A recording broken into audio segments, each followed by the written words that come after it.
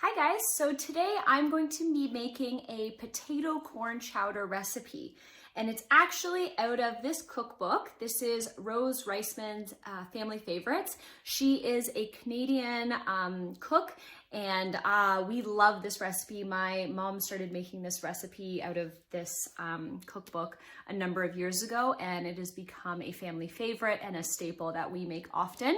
Number one, because it's healthy. That's kind of the point of her book, is to create healthy, nutritious meals that still taste really good. And it's super quick. I love to make it because it doesn't take me too long. You know, some soups can take quite a long time and it takes all these different steps. This one I have edited slightly, and hopefully you guys like it. So for the first step is I'm going to prepare all the vegetables. So I've actually already done the first step, which is browning my corn niblets. So all I did was take a larger skillet, and I didn't even put any vegetable oil or anything in the pan. I just take frozen corn, 2 cups, and put it in that on high. And I just kind of keep stirring it, every minute or so until the kernels get kind of this nice kind of caramelized, almost charred look on them.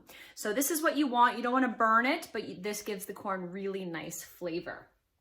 Okay, so that's done. So I'm just going to set that aside. The next thing that I need is my onion. So it calls for 1 cup of chopped onion. So I'm not going to worry too much about how my onion is cut, because I'm actually going to blend this soup with immersion blender at the very end, because we like a little bit more of a blended soup rather than chunky. But if you like your soup chunky, or if you don't have an immersion blender or a blender or anything like that, you might want to cut your onions a little bit smaller. So I'm just going to do a simple dice. Okay, we should know how to dice our onion. You can even do it this way too if you like, if you want to be fancy. And I'm just going to dice up this onion. Okay, I'm not going to measure it because I know that this will be about 1 cup, which is what I need. Okay, remember always using that claw so that we don't chop our fingertips off. Okay, the other thing I like to do is I like to have a bowl set aside to put all of my ingredients in while I'm waiting or while I'm chopping, so that I have the whole use of my cutting board here. Okay. If you're not sure how much 1 cup looks like, I would definitely recommend measuring it, but because I make this recipe so often, I'm just going to eyeball it. Okay, I have a pepper here that I have already kind of washed and taken out the middle and all the seeds. It calls for 1/2 cup of red pepper, which is about 1/2 of pepper or so, depending on the size. But I like to use a whole one just because I find it gives it a really nice color and just that extra little bit of flavor. But if you guys aren't just super fans of pepper, then definitely you can just do 1/2. I would recommend definitely using a red pepper if you can, because again, it adds that nice kind of color to the dish. If you use a yellow or an orange pepper, it might not come out looking quite as pretty, just because we already have, the yellow kernels of corn, and the red just kind of gives it a nice punch. I also wore this shirt to kind of go with the soup. Okay, so I'm just giving these a nice dice. So I'm just kind of chopping them into, finger-sized chunks, and then kind of stacking them a little bit, and then cutting the other direction. And I need to get my knives sharpened a little bit, because this one's getting a little dull. Okay. Get my pepper in there. Break up any pieces that kind of got stuck together. Okay. And then the last step is to mince my garlic. Now, just for time purposes, to keep things quick, I'm going to use this garlic press. Okay, if you have one of these, they are awesome. You don't have to touch the garlic. As you guys know, I do not like to touch it. All you do is you just pop the bulb of garlic in here. Okay, this one's really big. And then you just squish it right over the top. Okay, it comes out the top and I just cut it off like that. So it calls for about 1.5 teaspoons, which I'm gonna say is about 2 cloves of garlic. Again, nice thing about cooking is you don't have to be exact. Okay. Got my garlic in there. Now, the nice thing is, this thing is very easy to clean up. I just take my knife and scrape it right into the garbage can. Okay, I'm gonna set that aside for a moment because I do want to prepare one last thing, couple things while I'm over here. Okay, just give my knife a little rinse. And sorry, I'm doing multiple things at once today. All right. Okay, so what I'm gonna do is I wanna prepare my creamy part of this soup. So normally a corn chowder might have like a cream or something in it to make it creamy, but what this recipe calls for is for evaporated milk. I've actually grabbed the 2% partly skimmed as well, just to make it even healthier. Please make sure that you get evaporated milk and not condensed milk. Okay, condensed milk is like a very thick, very sweetened milk. Okay, you want to use evaporated milk, not condensed. All right, sorry, I got a little cut off there. Okay, so I'm just gonna open up my can here. And we only need a cup of this. So it's not quite the whole can. So just carefully take that lid off. So I've got my measuring cup right here. Okay, and I'm just going to pour it in until it hits the 1 cup. Okay, so I've got maybe about 1/3 or 1/4 of a cup of can left. Okay, and I'm just going to pour that into a bowl. Okay, and then to this, I need to add 2 teaspoons of flour. Okay, so this is basically what we use to thicken our soup at the end and make it creamy without making it unhealthy. Because if you add a cream, right, you're adding a lot of fat to your soup. Whereas just adding this evaporated milk with a little bit of flour. You could also use cornstarch too if you don't have flour. Okay, and I'm just whisking this up with a fork. And then I can just set this aside for once my soup is actually done. Okay, that is done, so I'm just gonna set that aside. Okay, and then the last thing that I want to prepare for the day, I'm just gonna actually dump out the rest of this before I finish. Give my can a rinse. And then what I like to do to make sure that I don't have this sharp lid in my recycling bin is I just take the lid and put it back into the can and then just give the can a squish and then your lid won't come out anymore. Okay, the last thing I want to prep is my potatoes. So I need about 1 cup of potatoes. So I've just got a nice thin-skinned white potato here and I'm just going to give it a quick peel. Okay, and then a little rinse to get any dirt and stuff off of it. And then I'm just going to cube it. Again, I'm going to blend my soup, so I don't need to worry about necessarily having even size chunks exactly. But if you want to have a nice chunky soup, then you'll want to kind of cut them into more uniform size and shape. Okay, but you do want them all to kind of cook evenly, so you don't want to have like massive chunks and then teeny tiny chunks. Just give that a rinse. And I always dry it with a paper towel so that it's easier and safer to cut.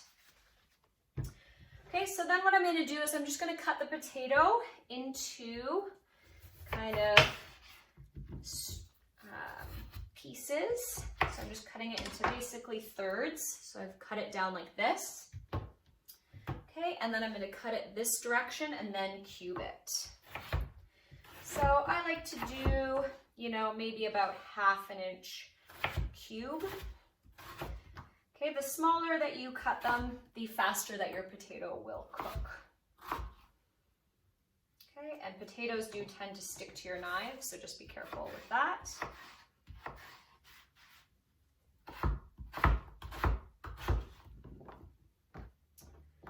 Okay, and it calls for about 1 cup of potato. Again, I just kind of am eyeballing it because I'm not going to worry too much if there's not exactly 1 cup or if it's too much. Like this is probably about maybe 1.5 cups, but I'm not going to worry too much about that. It all ends up tasting good. Okay, so next I'm going to show you how to actually cook it. Okay guys, so the next step is we're actually going to get to cooking. So I have a large pot here, okay, and I have it on about medium-high heat. So I'm going to have it, mine goes up to about 10, so I have it on about a 7. And we need a little bit of vegetable oil, so I just have this in a bottle, and it's about 1.5 teaspoons or so. Again, I'm just eyeballing it because I make this recipe a lot. Okay, and then I've got in my bowl here my onions, peppers, and garlic. This is going to be added first. So I'm just going to check. It's getting there. Not quite super hot yet, but I want to get that started. Okay, and then on the side here, I'm just going to bring over my potato. Okay, my corn. Okay, those are all ready to go. Just give that a stir. And then what I'm also going to need is I'm going to need my chicken stock. So I'm going to pre-measure that to get that ready to go. Okay, so I've got my liquid measuring cup here, and I like to use this chicken stock. Okay, it's called Simply Campbell's, and it is no salt added chicken stock. I don't like to use the salted stuff just because I find it's really hard to judge the amount of salt that's in it. Okay, so we need about 2.5 cups.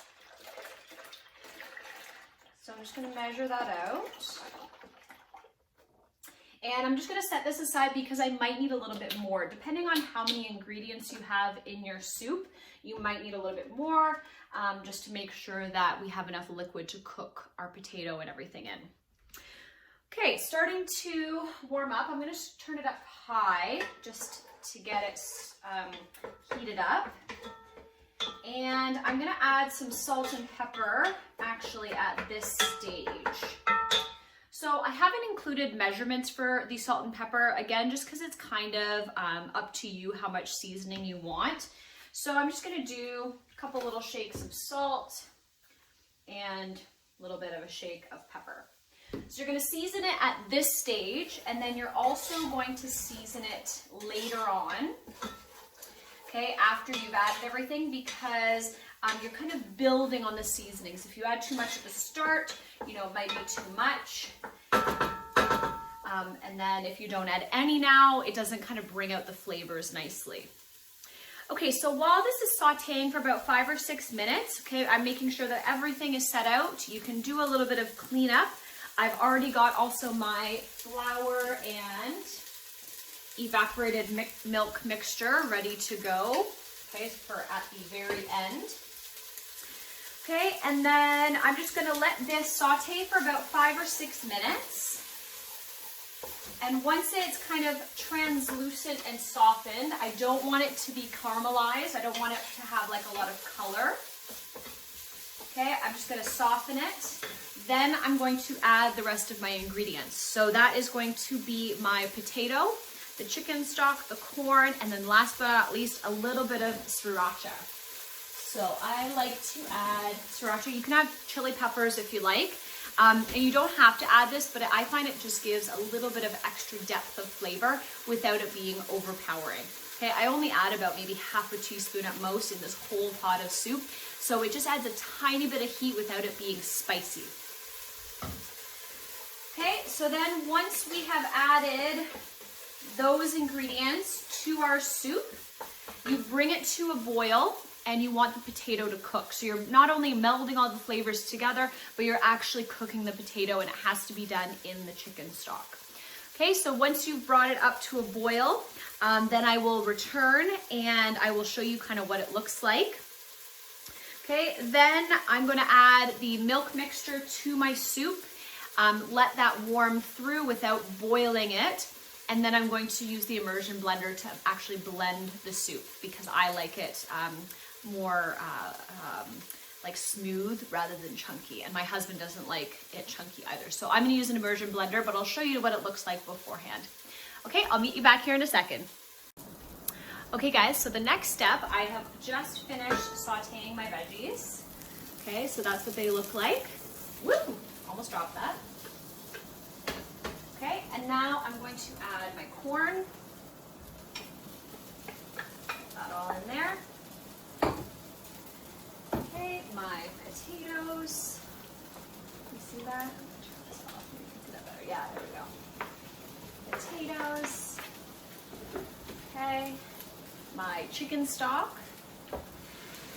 Let's see if it's enough to cover. It's almost. I might just add a little bit more. Also, if you add more chicken stock, it just means you have more soup, right? So I'm actually just gonna add the rest of this. Okay, it might change the texture slightly, but that's not that bad.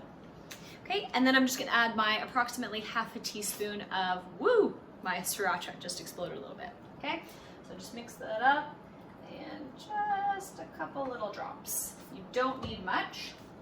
So now I'm gonna turn it up just a little bit. It's at about an 8 or a 9 temperature right now. And I'm gonna cover it, and I want to get this to start boiling. Okay, I don't want it boiling too hard, but I want it enough that the potato will cook. Once the potato is done, it will take maybe about 15 minutes or so. Then you can add your milk mixture. So I will be back for that. Okay, so my soup is now fully cooked. I have checked the potato. So what I like to do is I just take my spoon and just pull out, a nice big chunk of potato. If I can find one. Okay, and I just stick my fork into it, and it should go in really easily, and the potato should fall apart. Okay, so at this stage, okay, my soup is nice and chunky. Hopefully you guys can see that in the video there. Okay, you can leave it just like this if you like it like this, but we like it blended up. So I'm gonna plug in my immersion blender here. You can blend it in a blender, but you have to let the soup cool down a little bit, come to a kind of room temperature, and blend it in smaller batches, because if you blend it when it's really hot and boiling, it can actually like crack the glass on your blender, and the heat can kind of get stuck in and can actually kind of pop the top off and stuff. So you wanna make sure that if you're doing it with an actual blender, to cool it down. So I'm just gonna use my immersion blender. Okay, I like to just turn off the heat for a moment. Okay, I like to kind of bring it up a little bit so that it is fully immersed, and I set it on my higher setting, and I just kind of blend it through and just kind of move it around. Okay, so just give it a little stir.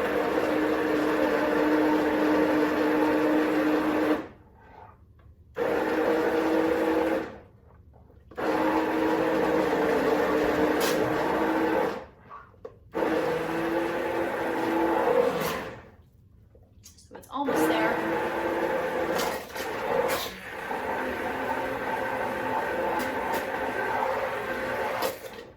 You don't ever want to lift your immersion blender up while you have it on, or else it'll spray everywhere.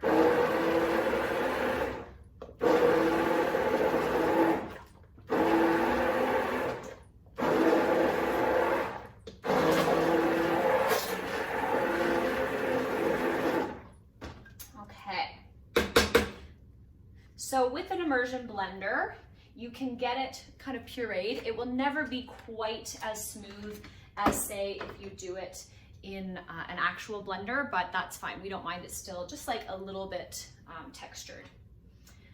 Okay, the last thing you want to do is keep your heat on about medium heat. And I have my evaporated milk and flour mixture. I have that right here. Okay, and I'm just going to mix this in slowly.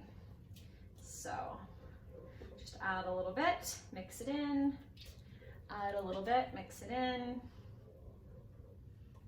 add a little, mix it in. And at this stage, what you want to do is you want to just heat this through. You don't want to bring it up to a full boil again because you don't want the milk to curdle or anything like that. You just need to warm it all the way through. And then at the very end, before serving, definitely do a little taste test to check the seasoning. So I have my salt and pepper just waiting there until this is heated through. And once it is, I will check the seasonings and add any salt and pepper as necessary. I'm assuming I will probably need to add some salt for sure, but and then maybe just a little bit of pepper. Okay, so that's everything. I'll make sure to get a nice picture for the thumbnail for this video, and I hope you guys enjoy the soup, and I hope your families do too. Okay, thanks guys, bye now.